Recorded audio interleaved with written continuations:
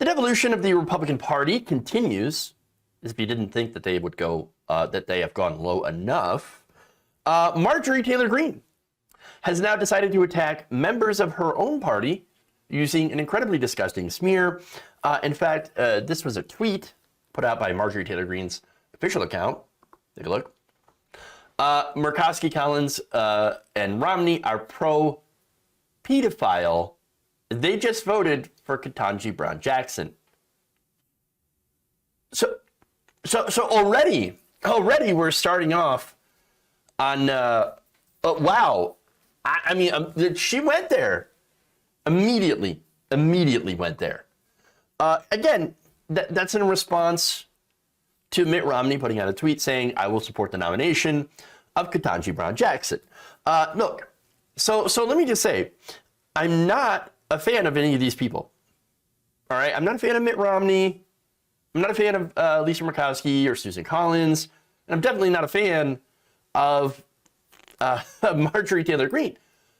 But calling them pro-pedo is absolutely disgusting. There's no truth in that whatsoever.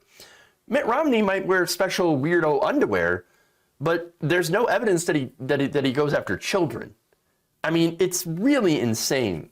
Again, ton of things that I don't disagree with on, or that I don't agree with them on them policy-wise, but what she is doing is straight up pedo-jacketing them. And so what that is that basically they're making vague assertions and innuendos and things like that to claim that people that are working with the Democrats and Democrats are pro-pedophiles and are pedophiles. I mean, what they're doing is that they're literally calling people the worst thing that someone else can call someone. Now, that's why they do it all the time with no evidence. And we saw this during Ketanji Brown Jackson's Senate confirmation hearing. You had people like Lindsey Graham, Josh Hawley, Ted Cruz, falsely accusing Brown of being lenient, additionally extra lenient, super lenient, in cases involving child sexual abuse. Now, here's the thing, though. What Ketanji Brown Jackson did wasn't even different than what the mainline justices and judges in other cases have done. So she's offered very little deviation from those decisions. And yet, they still use that smear against her because they couldn't find anything else. They couldn't find anything else to attack her on. Nothing of substance, nothing that's real. But it doesn't matter, because here's the thing. This is all about the culture war. The QAnonification of the Republican Party. This is who they are. And yes, there is a reason they do it. They're doing it on purpose. As the New Republic's Melissa Gira-Grant, who has been tracking the QAnon inside the Republican Party, noted this.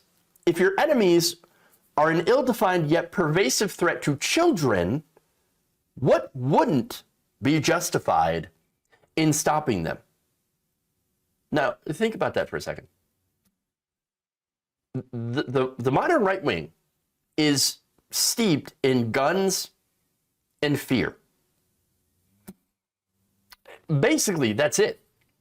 I mean, what they had, again, you had people that tried to invade the Capitol building based on the false idea that Joe Biden stole the election thanks to, massive non-existent voter fraud. That's a conspiracy theory that made mainstream in the Republican Party. Now, they also believed, some of them, that January 6th was going to be the beginning of the storm, right? The storm. Now, what's the storm? It's the QAnon belief that Donald Trump would begin arresting the alleged satanic pedo Democrats and their Republican enablers. Now, of course, it didn't happen because it's obvious nonsense. It just nonsense conspiracy mongering. But understand that facts don't matter. Policy doesn't matter. They don't have policy to run on. Truth doesn't matter. The only game plan they have to win elections now is to paint the entire left as nothing but child predators. I mean, the whole thing is incredibly gross, especially when you consider some of the credible allegations against Matt Gaetz for literally trafficking a 17-year-old. You have the allegations against Roy Moore. You have allegations against Donald Trump, many others, for alleged sexual impropriety.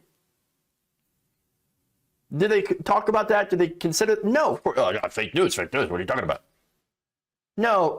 Look, if you think that they would care at all about hypocrisy, you don't know these current batch of Republicans. These are not your daddy's Republicans. This is not your daddy's Republican Party or your grandpa's Republican Party. No, they're conspiratorial. They run on these insane conspiracy theories. They run on hatred of the other side. There is no compromise when it comes to them.